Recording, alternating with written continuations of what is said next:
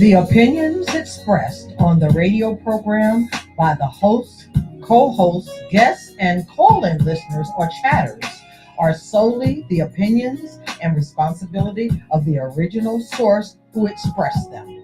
They do not necessarily represent the opinions of Genesis Radio, www.genesisradio.com, Genesis Radio's owners, management, or affiliates.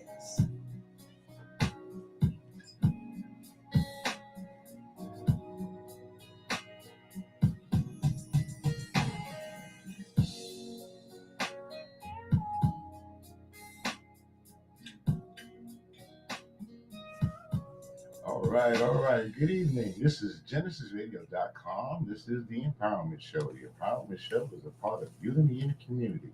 Thank you guys for tuning in. We really appreciate it.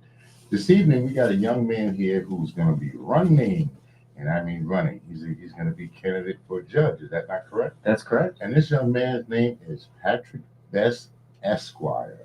And I just I love the Esquire. Yeah. I think that is like really so cool. That just adds a little something extra to your, to you.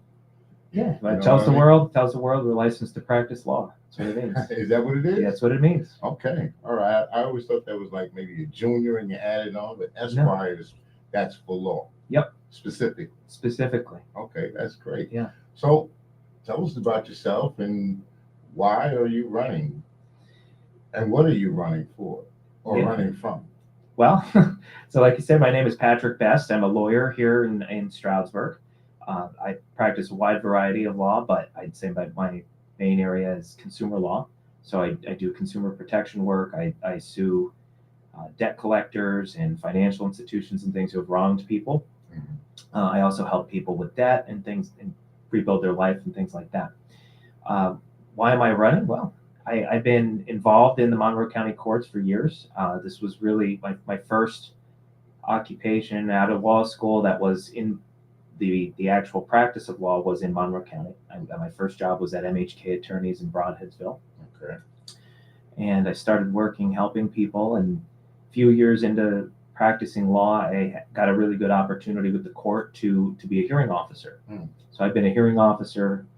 What exactly is a hearing officer? So a hearing officer. See, these guys over here, sometimes they just don't know what the hell we're talking about. Yeah, so we gotta keep them informed. So what is a hearing officer? So a hearing officer is it's a court appointee. So it was appointed by President Judge Worthington.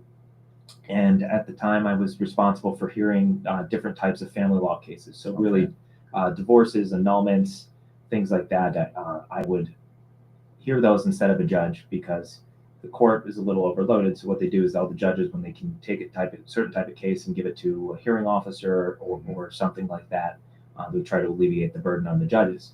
So I did that job, the hearing officer job. Sounds like an advocate or something, like, with a professor, law professor. Yes, adjunct professor. Yeah, it was part-time. Yeah, it wasn't a full-time job. I still had my practice, but I would decide those family law cases. I would manage a docket. I would issue decisions and all of those things that you would expect from a judge. So I was really acting in this, what we call it, quasi-judicial capacity, because I'm not really a judge, but I'm acting like a judge. I did that for about 9 years. And then... Was your decision final? No, it was appealable. It was actually appealable to the judges of the Court of Common Pleas, which is the position that we're now running for. Okay. So we'll tie it back full circle. So why am I doing it? I've had the opportunity to work with the judges of the Court of Common Pleas. I had the opportunity to act in that quasi-judicial capacity. And I've been doing it for so long. A lot of the lawyers who work with me and practice with me basically said, hey, there's 2 openings, 2 seats this year.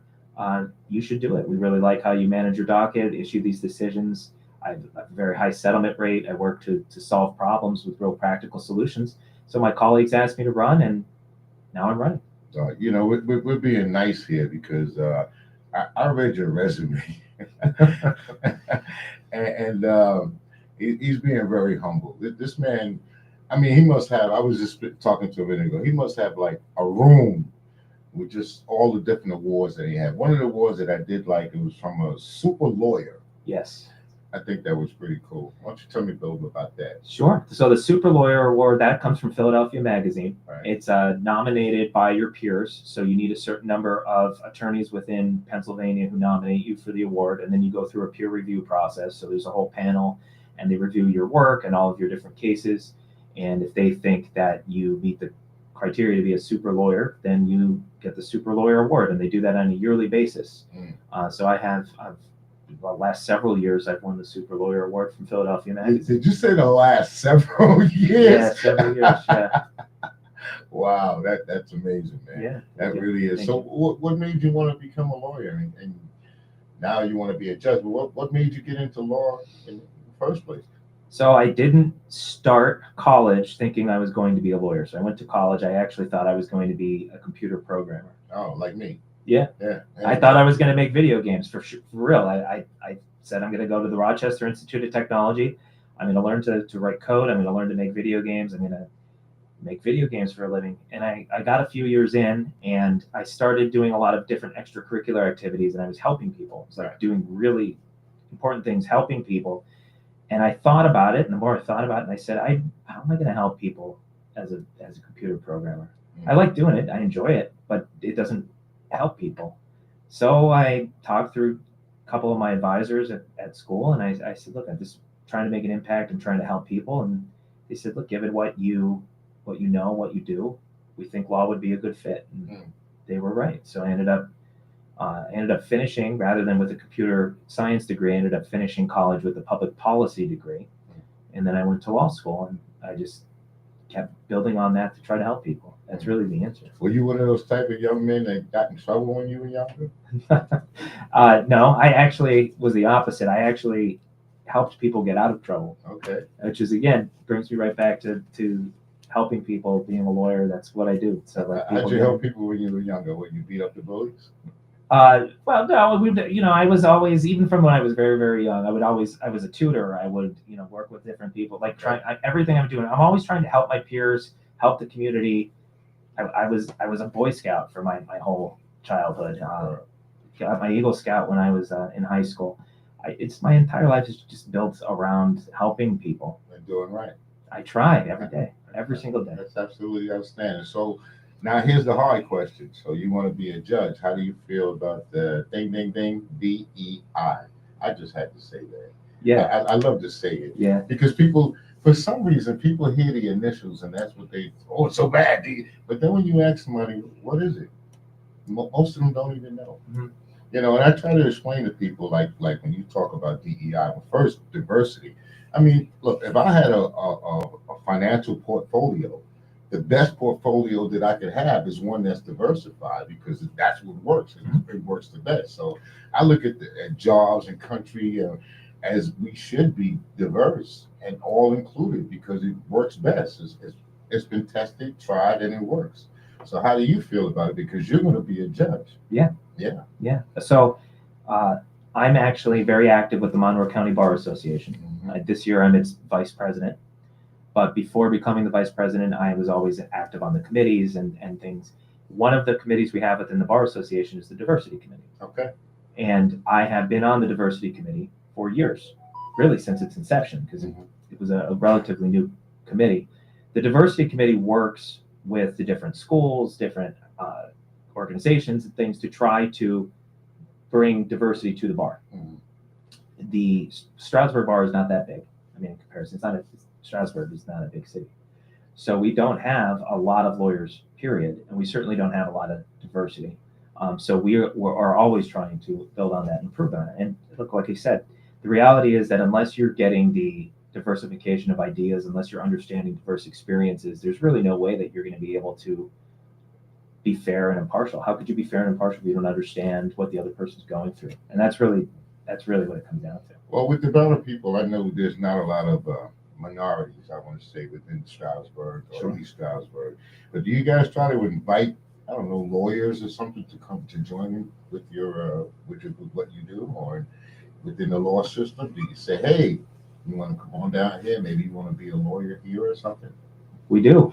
Yeah. So there's a couple different ways that we do that. So one of the best places we look for new lawyers is law school, right? So we go to different law schools and we try to do outreach and advertise different positions that would be available within the different law schools. So I have done that several times. Usually Pennsylvania law schools, although there's certainly no requirement that it be a Pennsylvania law school, but that's usually where we start. And we have several here. So we typically go to those law schools and we meet with the graduating law students and we tell them how great Monroe County is. I've done that more than once. Of course, the law clerks that's another good place to start. A law clerk is usually a new lawyer, though it doesn't have to be, but it's usually a new lawyer who works with the judge. So the judges can't do everything on their own. They need help to write the decisions and things of that nature. So you can be a law clerk. It's a very common starting position because you really get to learn. You get to watch the judge. You get to see how he makes his decisions. I was a law clerk when I started. Very good experience. So Is that appointed? Is that an appointed position? Yeah, the judge hires you. Okay. Yeah. Okay. So you interview with the judge hires you. And I mean, one day I might want to be a clerk, so it's a great job. I need to know what avenues I'm going to Yeah. have to go down in order to get there. You just need a law degree. Just a law degree. Yeah, technically, you don't even need to be a lawyer. You just need a law degree. The judge can hire. That's why, again, another good reason to do it out of school, because when you come out of law school, you're not necessarily licensed to practice law yet. You still have to pass the bar, and that takes a little bit of time. So a lot of new graduates like to be law clerks because you can get right into the field, learning a little bit more while you're studying for the bar. It's a very common thing. So our judges here in Monroe County frequently will ask graduating law students to come to Monroe County and set roots here, because really that's what we need. We need people to move here. We need people to become part of the community. Just going to pause. Thank you again for tuning in to GenesisRadio.com. My name is Kendall Stevenson. Here with me is Patrick Best, running for judge. If you'd like to give us a call at 888-304-4401. We generally start the show off with some sort of gratitude. So I do have something I want to be grateful for. I guess I can share it with the world. The brother has cancer, and yesterday was actually my last treatment. So what I'm waiting for now is to get the okay, and I can ring the bell. Good evening, and thank you for calling in to GenesisRadio.com. Who am I speaking with? Hey, Kendall, this is Ron. How are you? Hey, how you doing, Ron? I have Mr. Patrick Best here with me. Do you have a question or so for him? He is a judge, running for judge. I do have a question. I was listening to the show, and he was talking about the law. So I, of course, have a legal question. It's probably more a constitutional legal question, but hopefully he can answer it.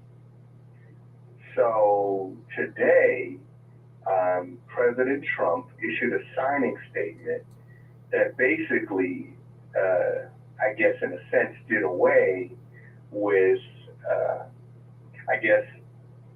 the principles of the 14th Amendment. He was saying that basically now birthright or being born in this country no longer guaranteed citizenship. Now, I was under the impression that in order to change a constitutional amendment, it would require Congress to do so. So my question is, does the signing statement, does that override the Constitution? And does he need Congress to actually make that change to the 14th Amendment? Yeah, thank you for the question. No, you're absolutely right. I mean, nothing can override a constitutional amendment except another constitutional amendment. Not even a law, not even a congressional law can override a constitutional amendment, certainly not an executive order. And it's actually even more cumbersome than you said, because you said Congress had to pass the amendment. That's true. But it also requires ratification by the states. So even if Congress were to pass an amendment to a constitution, it still has to go through the ratification process. So short answer is no, you can't override a constitutional amendment with an executive order. That answer your question, young man? Well, so basically by his signing statement, what, if anything, did he change? Nothing. It makes him look good for his constituents. Yeah, a lot of this is about PR. Yeah. It doesn't. I mean, you could write whatever you want, but it doesn't mean that it does anything. Right. Those things just resonate with his constituents and those people that don't understand the law, and it makes them feel a certain way. Okay, well, that answered that question. I just wanted to make sure. because I'm aware that, you know, you have to have Congress and the states to ratify. But I know the president's signing statement, his statements do have a great deal of weight to them. Well, And I know that there are several states currently that are suing, New York, New Jersey, and a few others. yes, executive orders. So that there's a whole area of law about administrative law and executive orders because it's really the federal government is really big and the executive branch is really big. So of course there's a whole area of law behind it. Executive orders are very good for a lot of different things, but you certainly, as you said when you started the call, you can't override a constitutional amendment with it. So what does it do? It signifies what the president believes, what the president intends to do with his execution of the Constitution. But there's a lot of other stuff that goes into it. Of course, we have courts, we have all three different branches of government that are doing different things with that. So, Yeah, there's always nuances to certain things. I did want to ask you a question. I wanted to just go back to the school a little bit about the recruiting.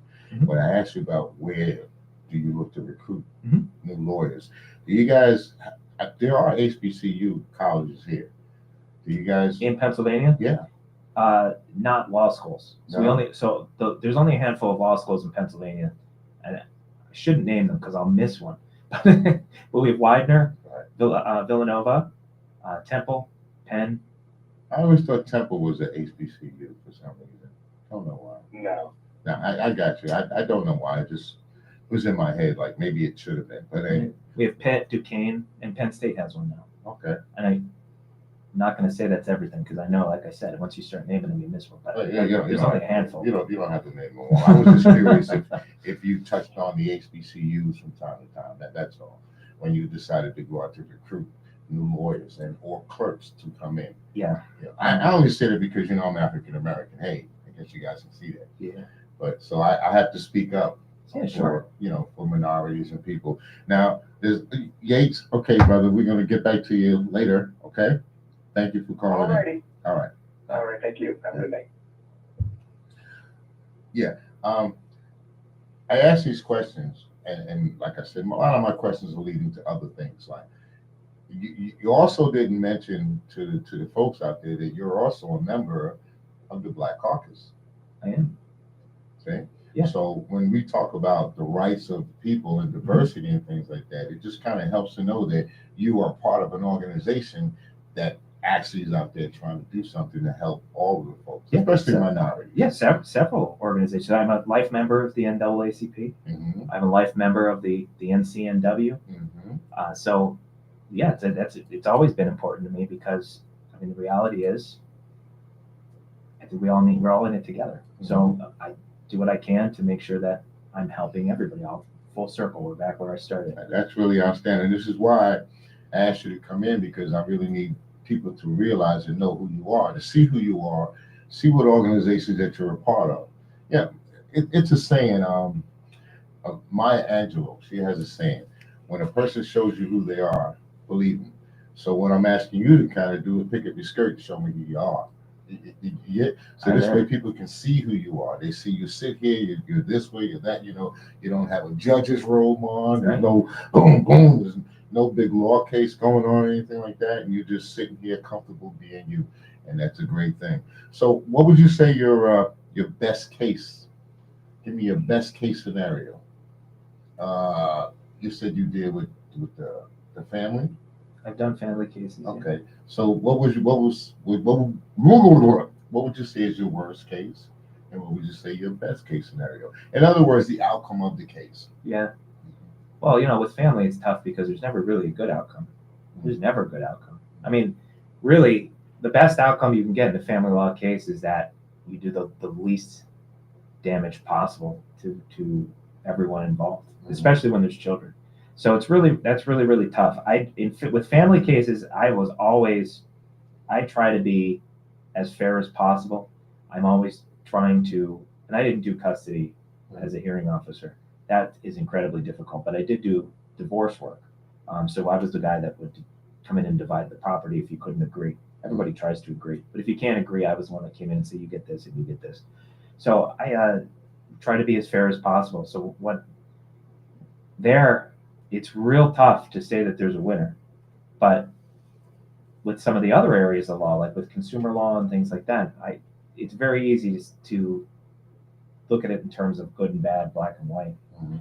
And that makes family law very different from some other types of law. I don't think you ever win. I don't think anybody wins. Deal with any abuse cases?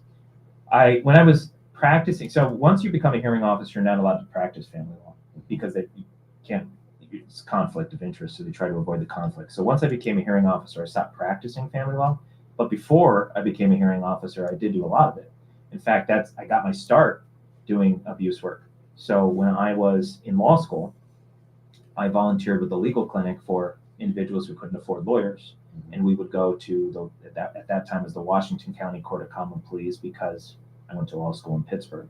So Washington's right outside of Pittsburgh. We would go down and we would work with the legal clinic, and I would work with abuse victims, and we would try to get them protection from abuse orders and make sure that they were in a safe environment and things. So when I was practicing, yes, I did that all the time.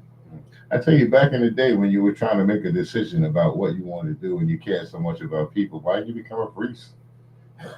I mean, it sounds like with the background that you have, that kind of would have been the next step. I still think I could do more doing what I'm doing. Really? I think that I think I picked what I can do to do the most amount of good. Mm-hmm. That's kind of how I feel in my space here. You know, the job that I had, I'm working day to day. The work that I did was excellent to help people out, get them back working, get them back in service. But I never really felt like if I was doing anything for my community. And since I've been on these airwaves, I actually feel like we get an opportunity to do something, like bring people closer together, like yourself, get people to know who you are. When they see you walk down the street, they can say, "Hi, Judge." Yeah, that's it. This is important. I mean, I think we all have a role here, and it's important that everybody finds theirs, and this is yours, and I think I found mine, and that works. It works for you. It works for me too. Yeah. I think you do a fantastic job. I like when I see you come into the meetings and stuff. So, here's another question. Mm-hmm. You're married? I am. Really? How long? Oh, now I'm. See, we're going on 11 years now. Okay. Yeah. You're a good-looking man. I mean, I want people to know that you're married. You know? Yeah. My wife appreciates that. Children? We have 4 kids. 4? Yes. Wow. Yep. 11 years, 4 kids, huh? Mm-hmm. Wow. Boys, girls? They are all girls. All girls? Yes. Teenagers yet? They are all teenagers. Oh my Lord. So in fairness, they were my stepchildren. I did adopt them. So they were a little bit older than. You would not think that I would have children at the age that they are, but they are all teenagers. Oh, that's all right. Adoption is that. Look. Yeah. You know, my man could tell you, run. What's that old saying? If you feed them and you clothe them, they're yours. Yeah. That's kind of what we say. So Yeah. all that other stuff, it didn't really matter. Those are your kids. You're Yeah. dad, right? Yep. Right on. But 4 teenage girls. Yeah. All teenagers. Good luck. Yeah. Good luck. How's the boyfriends? Luckily, we're not there yet. Oh, okay. Yeah. Oh. We're not there yet. 9mm by the bed or the back by the door? So they don't need to worry about me. They need to worry about mom. Oh, really? Yeah. I think they're gonna worry about you. I think mom will be a little bit more understanding. Yeah, maybe not right off at the bat, but I women stick together. Yeah. And even though they're teenagers, they're gonna grow up to be women, so they're gonna end up sticking together. It's usually gonna be dad that's gonna come in and say, "I got my back," and the young man's gonna walk in the door and you'll shake his hand, real nice, like and you'll say, "Take care of my daughter, please," or you will see me later. Yeah. One of those deals. Yeah, not looking forward to it, but we haven't gotten there, so far so good. Yeah, I'm just wondering how you're gonna handle that as a Boy Scout. You study martial arts? I did when I was a young lad, Okay. but I have not in a long time. No boxing, none of that. No, No. Carry 9mm? I do not. No, Oh, wow. Don't own one either. no, Why? I don't know.